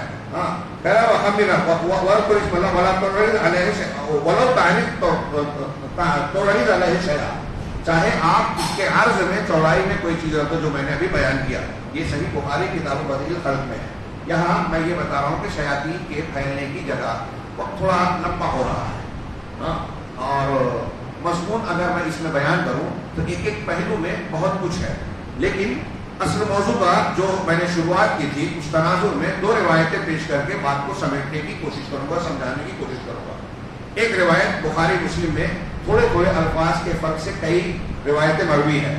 حضرت ابو ہریرہ رضی اللہ تعالیٰ عنہ فرماتے ہیں یاتی الشیطان احدکم، شیطان تم میں سے ایک آدمی کے پاس آتا ہے، فیقول، اور کہتا ہے من خلق کذا، من خلق کذا، کس نے اس چیز کو کس نے پیدا کیا، فلاں کو کس نے پیدا کیا، فلاں فلاں ایسی ایسی چیز کو کس نے پیدا کیا، حتی یقول، یعنی یہ اس کو کس نے پیدا کیا، اس کو کس نے پیدا کیا، یہاں تک کہ پھر آخری میں سوال کہا لاتا ہے من خلق ربک، تمہارے رب کو کس نے پیدا کیا۔ تو وسوسے کے بعد یہ حدیث پڑھ رہے ہیں ہم، اس کے پڑھنے کے وقت قرآن کی آخری سورہ لائی، قل اعوذ برب الناس ملک الناس الہ الناس من شر الوسواس الخناس۔ اہل علم نے کہا آخر میں دو صورت ہے، قل اعوذ برب الفلق، قل اعوذ برب الناس۔ قل اعوذ برب الفلق میں اللہ کے ایک صفت یا نام سے رب الفلق کہہ کے چار چیزوں سے پناہ مانگی، ایک صفت سے کو ذکر کر کے دعا مانگی تو چار چیزوں سے، من شر ما خلق، مخلوق جس کو پیدا کیا اس کے شر سے، ومن شر غاسق اذا وقب، اور رات کی چھانے والی تاریکی جب چھا جائے اس کے شر سے، ومن شر النفاثات فی العقد، اور گرہ میں پھونکنے والیوں کے شر سے، خبیث روحیں جو جادو ٹونا کرتے ہیں گرہ میں پھونک لگاتے ہیں، اس سے پتہ چلا جادو کا اثر ہوتا ہے، گانٹھ میں پھونکنے کا اثر ہوتا ہے، اگر اثر ہی نہیں ہوتا تو اللہ تعالیٰ اس سے بچنے کی دعا ہم کو نہیں سکھاتا۔ ومن شر حاسد اذا حسد، اور حاسد جب حسد کرے اس کے شر سے بچا۔ یہ چار سے پناہ مانگنے کے لیے صرف رب الفلق کہا۔ اور اگلی صورت میں سورہ ناس میں وسواس الخناس جو خوب وسوسہ ڈالتا ہے اور بار بار لوٹ کر آتا ہے، بھاگتا ہے اور لوٹ کر آتا ہے، اذان ہوتی ہے بھاگتا ہے، پھر واپس آتا ہے شاید نمازی کو بہکانے کے لیے، شک میں ڈالنے کے لیے، اذان ہوتی ہے بھاگتا ہے، اللہ کا ذکر کیے بھاگتا ہے، پھر واپس آتا ہے۔ بندہ سوتا ہے دعا پڑھ لی بھاگتا ہے، اگر نہیں پڑھی ہے تو اس پر مسلط رہتا ہے، کھلواڑ کرتا ہے، ہوا خالی جمائی دیتا ہے، جمائی لو تو انسان ہاتھ رکھ لے، اللہ کے رسول نے فرمایا، ورنہ وہ ہنستا ہے اور انسان کے منہ میں داخل ہو جاتا ہے۔ یہ ساری چیزیں دیکھیے، تعلیم اور اس کا علاج سب اللہ اور رسول نے بیان کیا ہے۔ تو اللہ کے رسول میں قرآن کی بیان کر رہا ہوں کہ ایک من شر الوسواس الخناس جو کہ سینوں میں وسوسہ ڈالتا ہے، اس ایک کے شر سے پناہ مانگنے کے لیے اللہ نے تین نام کا ذکر کیا، اعوذ برب الناس، ملک الناس، الہ الناس۔ میں پناہ میں آتا ہوں کس کی؟ جو تمام جہانوں کا رب ہے۔ رب ہے تو نظام وہی چلاتا ہے، وہی زندگی دیتا ہے، وہی تدبیر کر رہا ہے، وہی موت دیتا ہے، وہی سب کچھ کرتا ہے، بیماری شفا، نفع نقصان سب وہی کرتا ہے، سب اسی کے ہاتھ میں۔ تو میں یہ مان رہا ہوں کہ رب الناس، تو پروردگار ہے، اس لیے میں تجھ سے مانگ رہا ہوں۔ ملک الناس، تو لوگوں کا بادشاہ ہے۔ بادشاہ وہ ہوتا ہے جس کا حکم چلتا ہے۔ تو اللہ تعالیٰ دنیا کے بادشاہوں کی طرح نہیں ہے کہ وہ اپنے احکامات کے نفاذ میں وزیروں کا، سپاہیوں کا، پولیس کا محتاج ہے، بلکہ اس کا کن کہنا کافی ہے، کائنات کا ہر واقعہ ہو جائے گا جو وہ چاہے گا۔ تو تو ملک الناس ہے، اس لیے تجھ سے مانگ رہا ہوں۔ الہ الناس، تو ہی عبادت کے لائق تنہا ہے، تو جب عبادت تیری ہی کی جاتی ہے تو میں کسی اور سے کیسے مانگ سکتا ہوں؟ تجھ سے مانگتا ہوں۔ رب الناس، ملک الناس، الہ الناس، اس سے بڑا کیا مانگنا ہے؟ من شر الوسواس الخناس، وسواس الخناس کے شر سے تو مجھے محفوظ رکھ، بچائے رکھ۔ اس سے آپ اندازہ لگتے کہ 3 نام جو عظیم الشان ہیں اور یہ تینوں کو ملا کے رب العالمین اور شروعات جو ہوئی ہے قرآن کی اور رب الفلق جو کہا گیا ہے وہ میں اس تفصیل میں کیا جاؤں، یہ بڑے جامع نام ہے، اس میں ساری چیزیں اللہ کی بہت ساری صفات سمٹ جاتی ہیں۔ چنانچہ اللہ کے ان عظیم الشان ناموں کے حوالے سے کیا مانگا؟ وسواس الخناس کے شر سے۔ اس کا مطلب یہ کہ وسواس الخناس کا شر بہت خطرناک ہے، اور قرآن کے خاتمے میں یہ دعا سکھائی۔ یہ رمضان میں قرآن نازل ہوا، یعنی قرآن ہمارے پاس سب سے بڑی اللہ کی نعمت ہے۔ اس قرآن سے بہکانے، اس نعمت کی ناقدری کرنے پر شیطان ہم کو سب سے زیادہ اکسائے گا۔ اور جب آپ قرآن پڑھ رہے ہیں، قرآن ختم کر رہے ہیں، تو اس قرآن کی ہدایت پر اپنے آپ کو قائم رکھنے کے لیے دعا کرتے رہیے کہ وسواس الخناس سے اللہ ہم کو بچائے، ورنہ پورا قرآن پڑھنے کے بعد بھی آپ کو بہکاوے میں ڈال دے گا۔ یہ وسوسہ اس کا بہت خطرناک ہے، ہمارے باپ آدم کو بہکا کر جہنم سے نکالنے کا ذریعہ بنا۔ ہم کہیں گے کہ یہ تو مقدر تھا، لیکن جو کچھ مقدر ہے اس میں ہمارے لیے عبرت کے سامان تو ہے ہی نا، لہذا اس میں عبرت کا سامان یہ ہے کہ شیطان نے انہیں کہا کہ یہ درخت جس کے کھانے سے اللہ نے تم کو منع کیا، حقیقت میں یہ شجرۃ الخلد ہے، اس کو کھا لو گے تو ہمیشہ جنت میں رہو گے۔ اور وہ کھانے کے بعد جنت سے نکل گئے۔ سوچ کے تھوڑی دیر کے لیے کہ جو درخت جنت سے نکلنے کی وجہ بنا، شیطان نے کیا پٹی پڑھائی آدم و حوا علیہ السلام کو، ہمارے ماں باپ کو، کہ یہ کھا لو گے تو ہمیشہ رہو گے۔ ایسے ہی آج ہمارے نوجوانوں کو، ہم کو، آپ کو، تمام لوگوں کو یہ پٹی پڑھاتا ہے کہ غلط کام، غلط منہج اختیار کرو گے تو مسلمانوں کا مسئلہ حل ہوگا، جس سے مسئلہ بڑھتا ہے گھٹتا نہیں ہے۔ جوش جذبات کی بات، خلافت حاکمیت کی بات، بغیر بلا وجہ بغیر تیاری کے حملے کی بات، اور نہ جانے ایسی کتنی باتیں یہ شیطان پٹی پڑھاتا ہے کہ اور اپنے آپ کو کنویں میں گراؤ، نقصان اٹھاؤ، تو جنت سے نکالنے کی وجہ کو جنت میں رہنے کی وجہ بتا کر بہکاتا ہے۔ تو انبیاء کو جس نے بہکانا چاہا، حضرت ابراہیم علیہ السلام کو بہکانا چاہا، اللہ کے رسول صلی اللہ علیہ وسلم کے پاس آیا، بہکانے کی کوشش کی، اللہ کے رسول نے پکڑا اور کہا کہ اگر مجھے اپنے بھائی سلیمان کی دعا کا خیال نہیں ہوتا تو میں اسے مدینہ مسجد نبوی کے سکون سے باندھ دیتا اور مدینہ کے بچے اس سے کھیلتے، لیکن مجھے اپنے بھائی سلیمان کی دعا کا یاد آیا جنہوں نے کہا رب حب لی ملکا لا ينبغي لأحد من بعدی، اے اللہ مجھے ایسی بادشاہت دے جو میرے بعد کسی کو لیے دیوا اور روا نہ ہو۔ چنانچہ جنوں پر بھی ان کو قابو دیا گیا تھا، جیسے پرندوں جانوروں میں دیا گیا تھا، جنوں پر بھی دیا گیا تھا، انہوں نے ان سے بڑے بڑے کام لیے جنوں سے۔ تو اس دعا کی وجہ سے میں بہرحال یہ شیطان اور ابلیس انبیاء کو جو بہکانے کی کوشش کیا، پیغمبروں کو، علماء کو، بڑے بڑے لوگوں کو، آپ ہی تو ظاہر ہے، ابھی آپ نے سنا اس کو بولا کہ معراج کے نبی بنا رہا ہے اللہ تعالیٰ، دھوکے میں آ گیا۔ تم کو معراج کرانا چاہتا ہے، دھوکے میں آ گیا۔ جاہل آدمی، جاہلوں کو بہکانا بہت آسان ہوتا ہے شیطان کے لیے، اس کے بڑے آزمودہ نسخے ہیں۔ دنیا میں جتنا شرک ہے، جتنی بدعت ہے، جتنی خرافات ہے، اللہ اور رسول کے خلاف جتنے افکار ہیں، سب شیاطین کی ایجاد کرتا ہے، اس میں شیاطین کی مدد ہے۔ چنانچہ یہاں اس حدیث کو آپ دیکھیے، اور میں یہ ایک حدیث سمجھانا چاہتا ہوں میرے احباب، اگر یہ حدیث سمجھیں اور اس کی جو مقصد اور خلاصہ اور گہرائی ہے اس کو سمجھ لیں، تو میں سمجھتا ہوں کہ میرا یہاں آنا اللہ نے قبول کر لیا، اللہ قبول فرمائے۔ چنانچہ حضرت ابو ہریرہ کہتے ہیں کہ شیطان تم میں سے کسی انسان کے پاس آتا ہے اور کہتا ہے کہ ایسی ایسی چیز کو اللہ نے پیدا کیا، اس کو کس نے پیدا کیا، اس چیز کو کس نے پیدا کیا، یہاں تک کہ وہ یہ پہنچتا ہے من خلق ربک، تمہارے رب کو کس نے پیدا کیا۔ ہاں کہہ رہے ہیں فَإِذَا بَلَغَهُ فَلْيَسْتَعِذْ بِاللَّهِ وَلْيَنْتَهِي، اگر اس مقام، اس درجے تک انسان پہنچ جائے کہ جب دل میں یہ سوال اٹھے کہ اللہ کو کس نے پیدا کیا، تو اس مقام پر پہنچانے کے بعد اللہ نے کہا کہ جب یہ خیال آئے تو استعاذہ کرے، اللہ کی پناہ میں آئے، شیطان سے بچنے کے لیے اللہ سے دعا مانگے، اعوذ باللہ پڑھے، اعوذ باللہ من الشیطان الرجیم۔ ایک چھوٹا سا کلمہ آپ نے پڑھا نا، شیطان بات ہے، دو لوگ جگہ رہے تھے، ایک آدمی کی رگیں پھول گئے، غصے میں آ گیا، خوب ایک آدمی برا بھلا کہہ رہا ہے، اللہ کے رسول نے کہا کہ میں ایک ایسا کلمہ جانتا ہوں کہ اگر یہ کہے گا تو اس سے اس کا غصہ چلا جائے گا، شدید غصہ۔ بھائی اگر اعوذ باللہ من الشیطان الرجیم کہے گا اس کا غصہ چلا جائے گا۔ اعوذ باللہ سے شیطان بھاگتا ہے، تو یہ کہا فلیستعذ، استعاذہ کرے، باللہ، اللہ کے ذریعے سے مدد مانگے۔ قرآن پڑھنے کے لیے بھی کہا گیا کہ استعاذہ ضرور کر لو، کیونکہ اس نعمت کے لیے راستے میں سب سے بڑی رکاوٹ شیطان ہے، ہم کو روکے گا، اس سے قرآن سے روکے گا، پڑھو گے تو سمجھنے سے روکے گا، سمجھو گے تو عمل کرنے سے روکے گا۔ ہاں اگر سمجھ کر بھی پڑھ رہا تو یہ کوشش کریں کہ غلط تفسیر میں پڑھ جاؤ. ایسے مفسرین کے پیچھے لگا دیا جائے جو قرآن کی غلط تشریحات کرتے ہیں, قرآن کے حوالے سے اپنی فکر پیش کرتے ہیں اور کہتے ہیں کہ قرآن کا شعوری مطالعہ کرو. شعوری مطالعے کے نام پر اپنے مخصوص علماء کی مخصوص فکر پر مشتمل تفسیر پیش کرتے ہیں جس میں حقیقت میں تفسیر سے زیادہ ان کی فکر ہے. یہ جو میں کہہ رہا ہوں اس کی گہرائیوں میں جائیں. آج ہمارے ارد گرد میں ایسے بہت سارے لوگ ہیں, میں یہ باتیں کہہ رہا ہوں, اگر وہ سنیں گے انہیں برا لگے گا. اور ظاہر سی بات ہے کہ ایک بات اگر ہم مان رہے ہیں تو اس کے خلاف جب بات ہوگی تو برا لگے گا.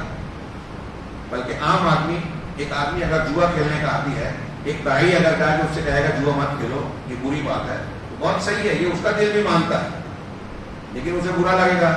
بلا وجہ چلے آتے ہیں وائز شورا میں, وائز اور ناسے کو بڑا مذاق اڑایا جاتا ہے. تو جس چیز کو ہمارا نفس پسند کرتا ہے, جب اس چیز سے کوئی ہمیں منع کرے گا تو برا لگتا ہے.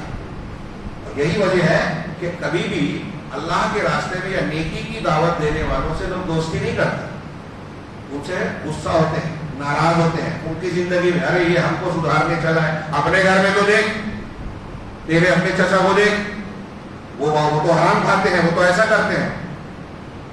یہ لوگوں کا گزرے لگ ہوتا ہے. کوئی اللہ کے رسول ہم کو کہے کہ ابو لہب کو تو سدھار نہیں پائے, یہ توفیق اللہ کے ہاتھ میں ہوتی ہے. رسول اللہ صلی اللہ علیہ وسلم کا جو کام تھا آپ نے کیا, آپ کی جو طاقت تھی آپ نے کیا. ابو طالب کو آخر وقت تک کلمہ پڑھنے کی تلقین کر, لیکن اللہ تعالیٰ کی طرف سے توفیق نہیں تھی تو نہیں ملی. اللہ کے رسول سمجھا سکتے تھے توفیق, ہدایت نہیں دے سکتے تھے. ہاں یہ توفیق کے قبول کریں. بات پھر سے تھوڑی سی پھیل گئی. میں اس جانب آ رہا ہوں کہ اللہ تبارک و تعالیٰ کے دین سے بہکانے کے لیے شیطان بہت سارے رنگ اختیار کرتا ہے. اور یہاں ہم دیکھ رہے ہیں کہ عقیدے کے, تو کیا اللہ کے رسول فرما رہے ہیں کہ جب اس درجے پر پہنچ جائے آپ کے ذہن و دماغ میں یہ سوال اٹھے کہ اللہ کو کس نے بنایا, تو اعوذ باللہ پڑھو, ہاں وَلْيَنْتَهِ, اور اس سے باز آ جاؤ, اس خیال کو جھٹک دو. میں اپنے الفاظ میں کہہ رہا ہوں, انتہا مطلب رک جاؤ, یعنی اس خیال کو جھٹک دو, فکر کو نکال دو. اس حدیث میں یہ دو باتیں ہیں, بخاری مسلم دونوں میں, یہ صرف بخاری میں ہے, بخاری مسلم کی دونوں کی ایک حدیث میں یہ ہے کہ جب اس خیال کو پہنچے تو انسان یہ کہے آمنت باللہ و رسولہ, میں ایمان لایا اللہ اور اس کے رسولوں پر. شیخ عبد الرحمن بن ناصر السعدی سعودی عرب کے بہت بڑے مفسر قرآن عالم گزرے ہیں, انہوں نے اس حدیث کی بہت ہی پیاری تشریح کی. انہوں نے کہا کہ ایک بات تو یہ واضح ہے اس میں کہ شیطان ایک انسان کے دل میں مختلف خیالات ڈالتا ہے, اور آپ اور ہم میں سے ہر شخص غور کرے کہ یہ جو اس حدیث میں بیان کیا گیا ہے, اس قسم کا خیال آپ کے ہمارے دماغوں میں آیا یا نہیں آیا. ہر انسان کے دل میں آتا ہے, اور یہ آتا نہیں ہے, شیطان ڈالتا ہے. غیر مسلموں کو بھی آتا ہے. ہمارے دوست جین سے مسلمان میں ان کے رشتے دار آپ بھی جین ہیں.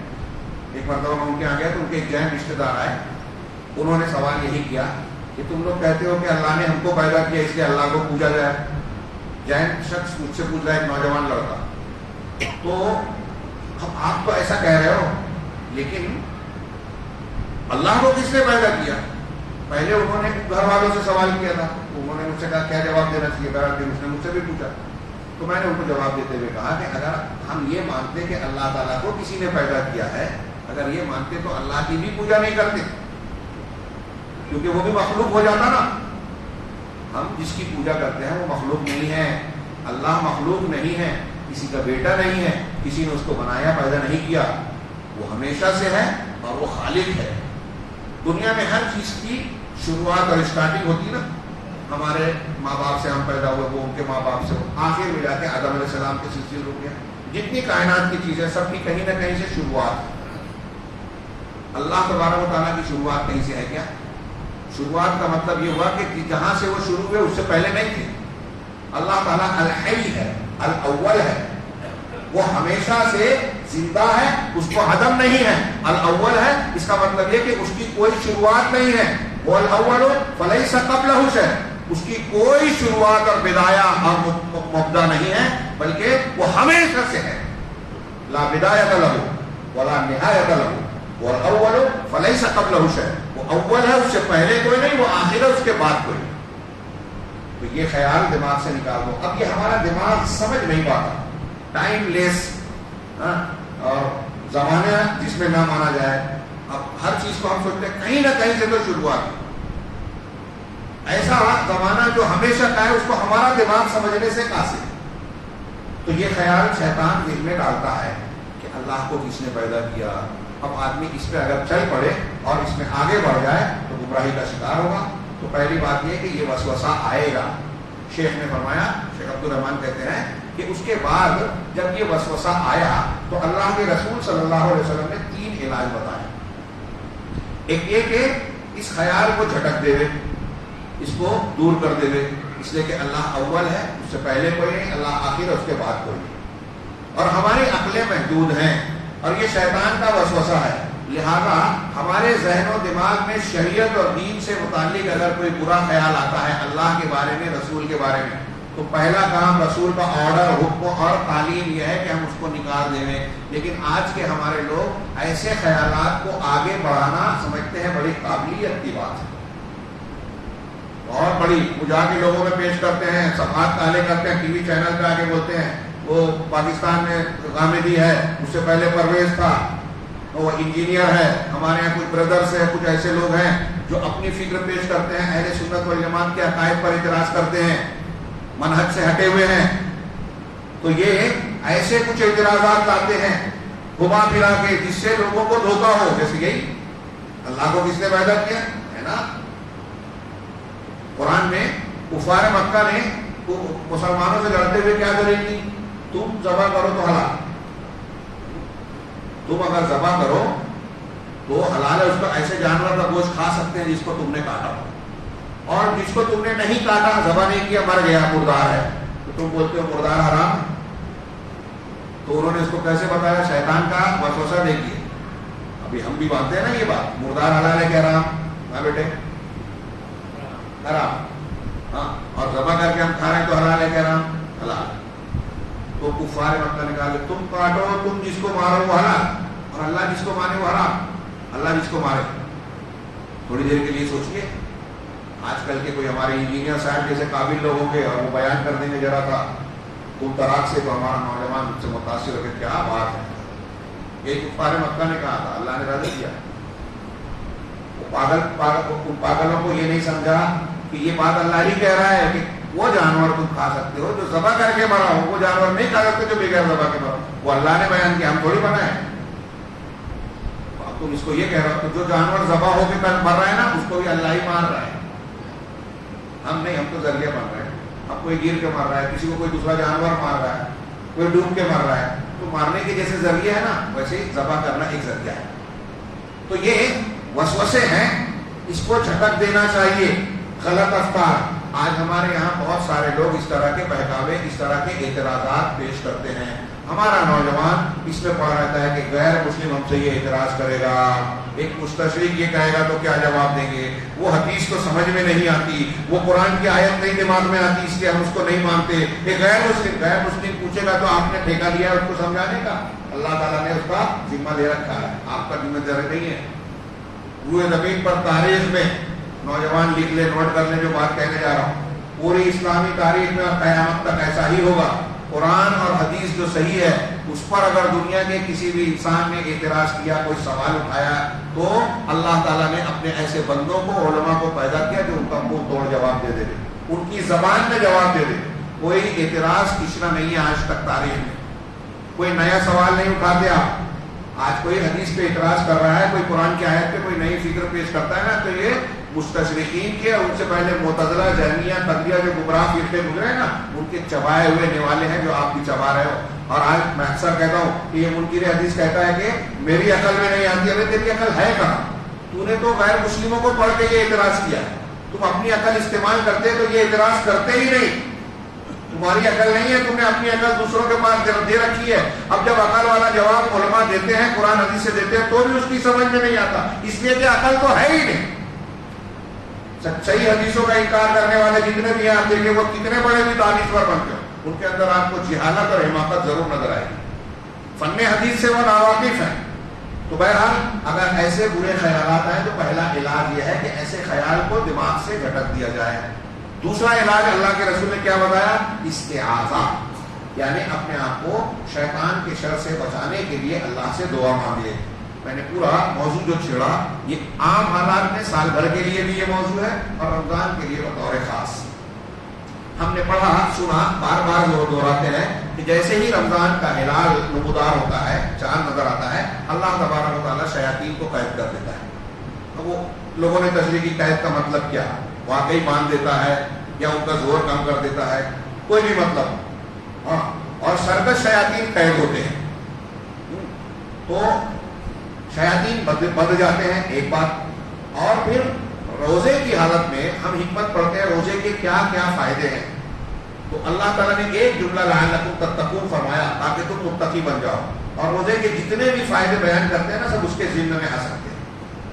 تو اس کے ضمن میں ایک فائدہ یہ بتایا جاتا ہے کہ جب بندہ روزے کی حالت میں ہوتا ہے تو انسان کے جو منافذ غذا ہیں, غذا کے گزرنے کے راستے اور جو اس کے منافذ ہیں جسم کے اندر وہ تنگ ہوتے ہیں.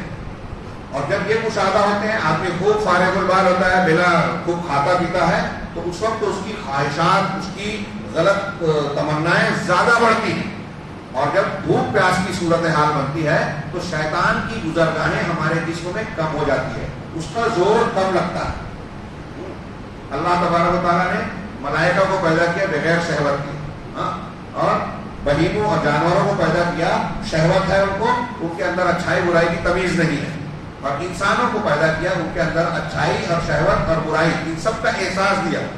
اور یہی امتحان ہے, دونوں میں جنگ ہے ہمارے اور ان کے اندر, ہمارے اندر اچھائی اور برائی کی. رمضان المبارک کا کہ روزے کا مقصد یہ ہے کہ ہمارے اندر کی جو اچھائی ہے, فرشتگی ہے, اس کو ہمارے اندر کی جو شیطنت ہے, نفس ہمارا ہے, جو برا خیال اور خواہشات نفس ہے, اس کو کمزور کر کے ہماری نیکی کو غالب کیا جائے, تبھی لعلکم تتقون ہوگا. اور ایسا کرنے کے لیے یہ ضروری ہے کہ ہم شیطان کا زور کم کریں. لہذا روزے کا ایک فائدہ یہ ہے کہ روزہ شیطان کے خلاف جنگ ہے, شیطان کے اثر کو کمزور کرتی ہے, ہمیں اور آپ کو یہ شعور دیتا ہے, یہ احساس دلاتا ہے روزہ کہ ہمیں شیطان کے فتنے سے, اس کے شرور سے, اس کے وسوسوں سے بچنا چاہیے. اللہ کا ذکر, اللہ کا قرآن, اس سے جڑنا چاہیے, اللہ کے دین کے علم سے جڑنا چاہیے. جو شخص قرآن سے جڑا ہوگا, اللہ کا ذکر کرتا ہوگا, وہ شیطان سے محفوظ رہے گا. اللہ کے ذکر کے کم و بیش 100 فائدے علامہ ابن قیم نے لکھے ہیں. اس میں سے ایک فائدہ یہ ہے کہ جب آپ اللہ کا ذکر کریں شیطان آپ سے بھاگے گا. یہ آیت بھی پڑھی, وَمَن يَعْشُ عَن ذِكْرِ الرَّحْمَٰنِ, جو رحمان کے ذکر سے غفلت برتے گا اللہ تعالیٰ اس پر شیطان کو مسلط کرتا ہے. اس کا مطلب جو رحمان کا ذکر کرتا رہے گا شیطان اس سے بھاگے گا. تو یہ دوسرا علاج ہے کہ استعاذہ کرے, یعنی شیطان سے اپنے آپ کو بچنے کی دعا کرے. یہ بہت لمبی چوڑی بات, اختصار کے ساتھ میں یہ عرض کروں کہ آج کے معاملات میں شیطان, جیسے یہ رب کو کس نے پیدا کیا, ابھی پیچھے میں نے بتایا کہ یہ بزرگ ہیں, ان کو پوجا جائے, جن سے محبت ہے ان کو اللہ کا بیٹا بنا دیا, اولیاء کو صالحین کو نبی کے مقام پر پہنچا دیا. ایسے ہی شیاطین ہمارے نوجوانوں کو اور آج کے دور میں بھی بہت الگ الگ قسم کے جال میں پھنستا ہے, ہم کو پتہ نہیں چلتا. میرے بھائیوں, نوجوانوں سے میں کہنا چاہتا ہوں اس درس کے ذریعے سے کہ یہ جو حدیث ابھی پڑھی کہ اللہ کو کس نے پیدا کیا, اس کو ایک کسی سوال کے سیمت اور محدود نہ رکھیے. ایسے بہت سے سوالات ہیں جو شیطان ہمارے اور آپ کے دل میں ڈالتا ہے, علماء ربانیین سے بدظن کرتا ہے.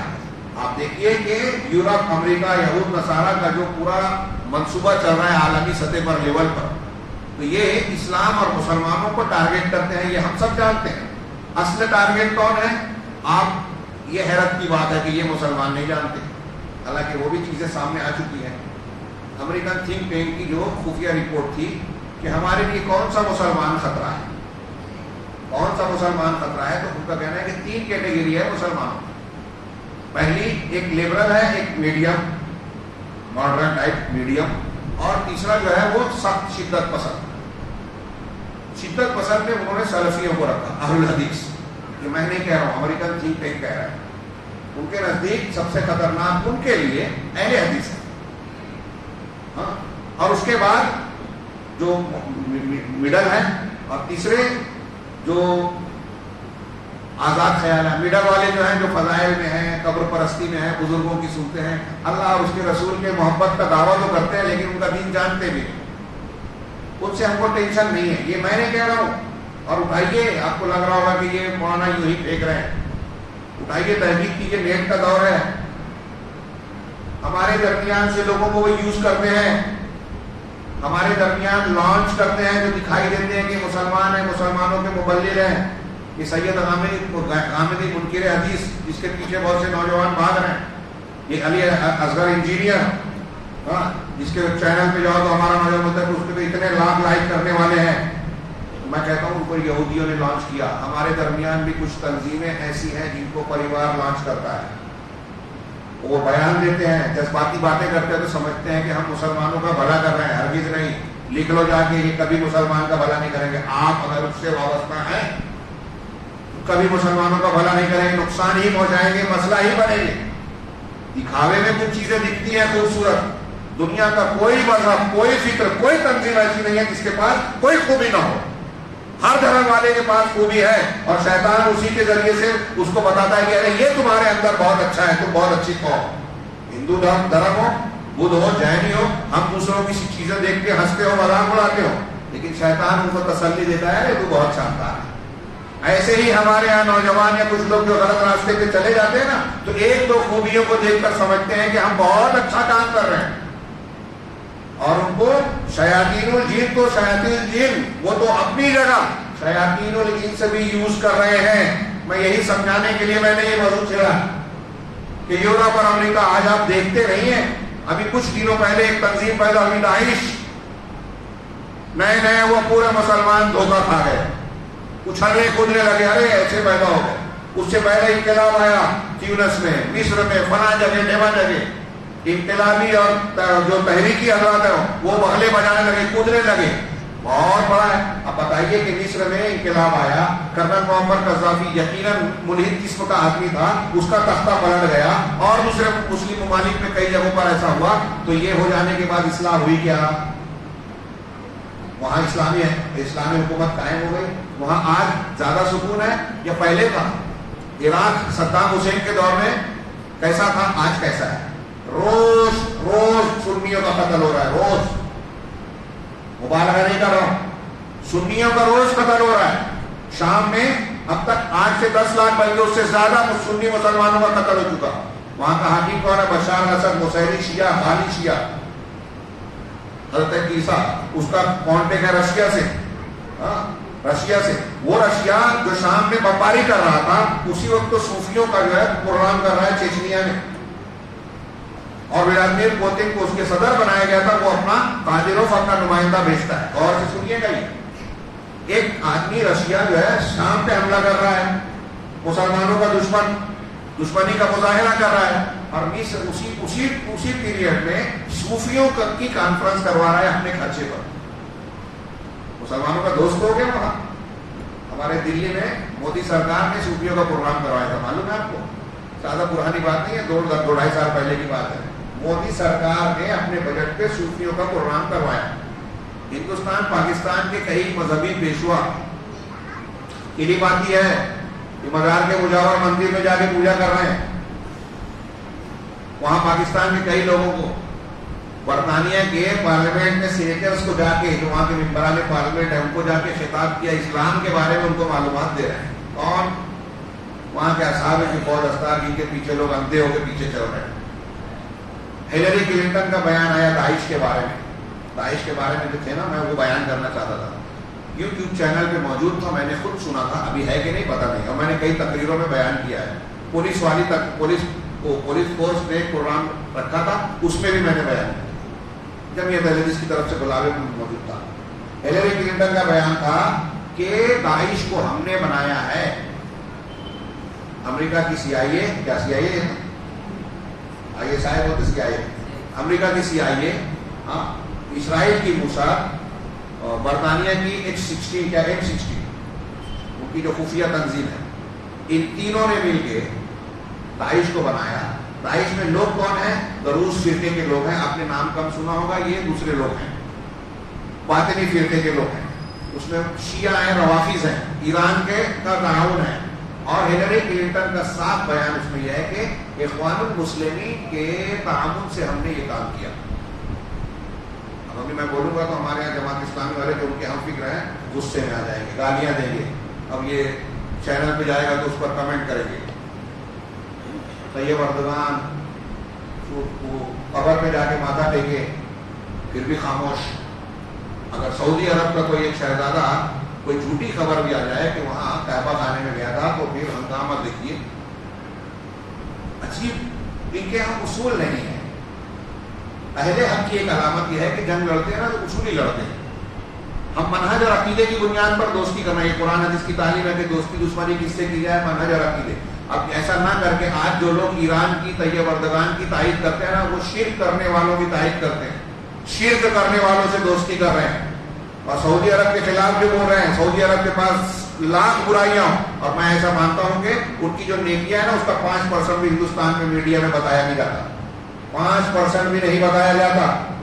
پہلی گلف وار میں ہم کو یہ دکھتا ہے کہ ان کو بلا لیا شاہ فہد نے ابو امینہ بلال فلپس کو مقرر کر کے 4000 یورپین اور امریکن سپاہیوں کو اسلام میں داخل کرنے کا ذریعہ بنا. یہ کوئی نہیں بتاتا. پوری دنیا میں قرآن پاک میں ہے، پوری دنیا کے بچوں کو جو تعلیم دے رہے ہیں، پوری دنیا میں مسجدیں مدارس کو مدد دے رہے ہیں، دعوت و تبلیغ کا کام کر رہے ہیں، عیسائی مشنریز کا مقابلہ کر رہے ہیں، احمد دیدار اور ایسی دعوتی کاموں کی مدد کر کے بہت سارے ہزار ساؤتھ افریقی ممالک میں جو عیسائیت کی تبلیغ کرنے لوگ گئے تھے وہاں وہ عیسائی مبلغین مسلمان ہو چکے ہیں بڑی تعداد میں. کس کی وجہ سے؟ یہ ذریعہ بنے ہیں. یہ آپ کو کوئی نہیں بتاتا اور وہ پروپیگنڈا کرتے بھی نہیں، کرنا چاہتے بھی نہیں. لیکن ہمارا یہاں جمہوری مزاج بن گیا ہے. ایک عام آدمی جس سے کوئی لینا دینا نہیں سعودی عرب اور حکومت کے کاموں سے وہ بھی تبصرہ کرتا ہے. یہ بھی ایک ٹاپک ہے، میں کبھی کبھی بولتا رہتا ہوں. اب ٹائم نہیں ہے، ادھر چلا گیا. تو ہمارا کام عوام کا کام نہیں ہے کہ ہم حکومتوں کے معاملے میں بولیں. بہت سی چیزیں ایسی ہوتی ہیں جس کا ہم کو پتہ ہی نہیں ہوتا ہے کہ حقیقت کیا ہے، اور ہمارے یہاں مذمت کرنے سے، بیان دینے سے وہاں کیا تبدیلی آئے گی. کام وہ کرنا چاہیے جس کا فائدہ ہے، کام وہ کرنا چاہیے جس کے ہم مکلف ہیں، جس کی جو ہماری ذمہ داری ہے ہی نہیں، وہ کرنے کی ضرورت ہی نہیں ہے. لیکن شیطان نے ہم کو ایسے ہی کاموں میں الجھا رکھا. ہمارے مشائخ آئے تھے یہاں کے تو میں نے کہا تھا ان سے، ابھی دیکھیے رمضان آیا، ہمارے کتنے نوجوان یہ بحث کریں گے پوری دنیا میں ایک چاند ہونا چاہیے. پورا مہینہ گزر جائے گا اور اس کے بعد یہ حل کوئی نہیں نکلے گا، لیکن اس کی بحث میں ہمارے بہت سارے اوقات چلے جائیں گے. ليلۃ القدر میں بھی ہم بحث کریں گے 1000 مہینوں سے زیادہ وہ بحث مباحثے کا فرقی فضیلت حاصل کرنے کے لیے. پتہ نہیں کون، یہ شیطان کا وسوسہ ہے، شیطان کا دھوکہ ہے. تو بہرحال میں یہ کہہ رہا تھا کہ جیسے داعش اور یہ آیا نا، ہمارے یہاں بھی کچھ تنظیموں کو لانچ کیا جاتا ہے، غیر مسلم طبقات اور طاقتیں. بہت غور سے سنیے، دل سے کہہ رہا ہوں اور بہت ہمت کہہ کے کہہ رہا ہوں. میں جانتا ہوں کہ ہماری ہر بات ریکارڈ ہوتی ہے، ڈپارٹمنٹ تک جاتی ہے، پھر بھی کہہ رہا ہوں، پوری ذمہ داری سے کہہ رہا ہوں. ہمارے ارد گرد جو تنظیمیں آپ کو نظر آتی ہیں اس میں سے کئی ایسی ملے گی جن کو غیر مسلموں نے مسلمانوں کے خلاف کام کرنے کے لیے لانچ کیا ہے. اور یہ اس خوش فہمی میں ہمارے نوجوان مبتلا ہوتے ہیں کہ ہم جو ہے مسلمانوں اور اسلام کا کام کر رہے ہیں اور غیر مسلموں کے چیلنج کا جواب دے رہے ہیں. کبھی نہیں. آپ ان کے اعلی کار ہو، آپ اگر کوئی جوشیلی جذباتی بات کہتے ہو نا تو ان کا نہ کچھ بگاڑو گے، مسلمانوں کو کوئی فائدہ بھی نہیں پہنچاؤ گے. ہاں، کچھ دنوں بعد آپ کی وجہ سے ریکارڈ بنے گا کہ مسلمانوں میں ایسی ایسی بات کرنے والے لوگ ہیں. آپ کی باتیں سنائی جائے گی، بیان کیا جائے گا، پورے ہندوستان میں اس سے جوڑ کے کسی بھی مسلمان کو اریسٹ کیا جائے گا، کوئی نہیں بچائے گا. آپ اگر اریسٹ ہو گئے تو آپ اور آپ کے بال بچوں، آپ کے والدین کی جمع پونجی اور باپ دادا کی جو پراپرٹی ہے نا وہ کیس میں خرچ ہو جائے گی. کوئی مسلمان مدد کرنے نہیں آئے گا. 15 سال 20 سال 18 سال جیل میں رہ کے جب آپ نکلو گے تو آپ کی اولاد اور بیوی بھی جو ہے آپ کے سہارے کے لیے ترستی رہ جائے گی. ان کو آپ پڑھا نہیں پاؤ گے، بنا نہیں پاؤ گے. میری یہ جو باتیں میں نے عرض کی ہیں اور اچھی طرح غور کیجیے گا، اس کی تفصیل میں مطالعہ بھی اسٹڈی کیجیے گا. لہذا شیاطین کے فتنے اور وسوسے ہمارے چاروں طرف پھیلے ہوئے ہیں. کئی ایسی چالیں، کئی ایسی باتیں، کئی ایسی گمراہیاں ہوتی ہیں جو ہماری سمجھ میں نہیں آتا کہ یہ ہمارے لیے گمراہی ہے.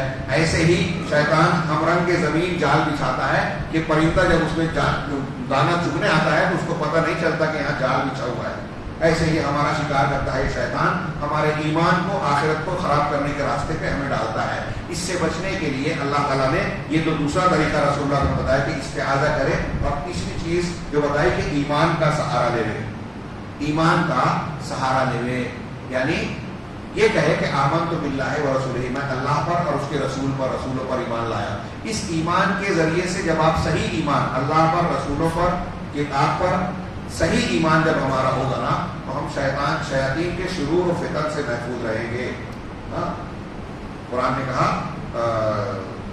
فَإِمَّا यंज़ग़न्नका मिन शैतान नज़ग़ुन फस्तईज़ बिल्लाहि मिन शैतानिर रजीम। अगर शैतान तुम्हें कोई वसवसा डालता है तो तुम अल्लाह तबारक व तआला की पनाह तलब करो शैतान रजीम से, यानी उससे बचाव के लिए अल्लाह से दुआ मांगो। अगर कोई इंसान का दुश्मन है तो उसके साथ हुस्न सुलूक करो, इदफ़ा बिल्लती हिय अहसन फ़इज़ा अल्लज़ी बैनका व बैनहु अदावतुन कअन्नहु वलिय्युन हमीम। इंसानी दुश्मन से निपटने के लिए यह है कि उसके साथ उसने सुलूक करो, वो दुश्मन दोस्त बन जाएगा। लेकिन शैतानी दुश्मन से जो हमें नजर नहीं आता लेकिन हमारे खिलाफ घात लगा के बैठा है, वो कभी सुस्त होकर बिस्तर पे नहीं जाता, वो कभी रुकता नहीं, मुसलसल लगा रहता है और बहुत चालाक है, बहुत ट्रेंड है। कौम नूह से लेकर आज तक बहुत से लोगों को शिर्क में, कुफ्र में, बिदअतों, खुराफात में मुब्तला करके आया। हम उसके सामने कोई जहानत नहीं रखते। ये जहानत हमारी कब होगी? जब हम कुरान और हदीस को पकड़ेंगे। कुरान हदीस का पकड़ने का रास्ता क्या है? उलमाए रब्बानीन और काबिल एतमाद उलमा से आप राब्ता कायम करें। हमारे जितने नौजवान गुमराही का शिकार होकर इस जाल में और उस जाल में फंसते हैं, आप देख लें कि उनका सही उलमा से रब्त नहीं रहता, मस्जिद से अपने बड़ों से रब्त नहीं रहता, और फिर वो खुफिया काम करते हैं, माँ बाप को बताए बगैर, बड़ों को बताए बगैर चोरी छुपे कुछ काम करते हैं। हज़रत उमर बिन अब्दुल अजीज और बाद सहाबा से कौल है कि इस्लाम में सिर्रियत नहीं है। चोरी छुपे अगर कोई काम कर रहा है, अगर तुम किसी को देखो कि छुप कर काम कर रहा है, तो इसके समझ लो कि वो शैतानी काम है और उसमें कुछ न कुछ बातें जरूर है। इसलिए खुलकर काम कीजिए। और सबसे अहम बात कि इल्म से और अहले इल्म से राबता कायम रखिए। घमंड में मुब्तला ना होइए कि मुझे उलमा की जरूरत नहीं है। कोई अगर ऐसा सोच रहा है वो भी शैतान के दाम में फंस रहा है। अल्लाह तबारक व तआला से दुआ है कि वो हमें शैतान के शुरूर व फितन से महफूज रखे। खास तौर से इस माह मुबारक में परवरदिगार हमारे अंदर दीन, शरीयत और रूहानियत की वो तमाम तर सलाहियतें हमारे अंदर पैदा कर दे, जिसके जरिए से हम शैतान के हर वार, हर फितने, हर वसवसे से अपने आप को महफूज कर सकें। व आखिरु दावाना अनिल हम्दुलिल्लाहि रब्बिल आलमीन व सल्लल्लाहु अला नबिय्यिना मुहम्मद।